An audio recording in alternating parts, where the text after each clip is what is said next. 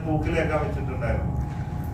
പക്ഷെ ഈ കുട്ടിയുടെ പിതാവ് ആ മറ്റേ അറബിക്ക് മോചനദ്രവ്യമൊന്നുമില്ലാതെ മാപ്പൂര് ചെയ്തിട്ട് അബ്ദുറഹീം ജയിൽ മോചിതനായി എന്ന് പറഞ്ഞുകൊണ്ട് ഇനി സംഭാവനയുടെ ആവശ്യമില്ല എന്ന് പറഞ്ഞിട്ട് ഏതോ ഒരു ദുശക്തി സോഷ്യൽ മീഡിയയിലൂടെ പ്രചരിക്കുന്നത്.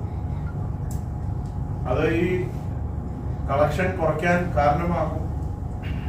അതുകൊണ്ട് സംഗീതമൊന്നും അബ്ദുറഹീമിന്റെ ജീവൻ മോചിപ്പിക്കുന്നതിന് തടസ്സമാവരുത് എന്ന് ഞാൻ കാല് പിടിച്ച് അപേക്ഷിക്കുകയാണ്.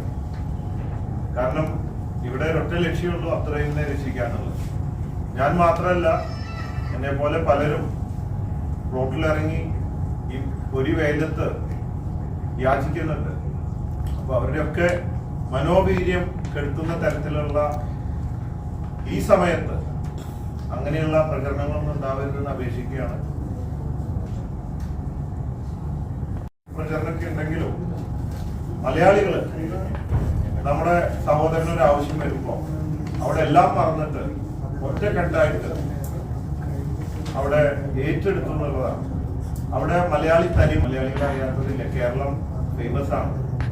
എന്തൊക്കെ പറഞ്ഞാലും ആ മലയാളിയുടെ കഴിവ് തെളിയിച്ചു. അതിൽ അഭിമാനമുണ്ട്, നന്ദിയുണ്ട്. എല്ലാവരോടും നന്ദി പറയാണ്.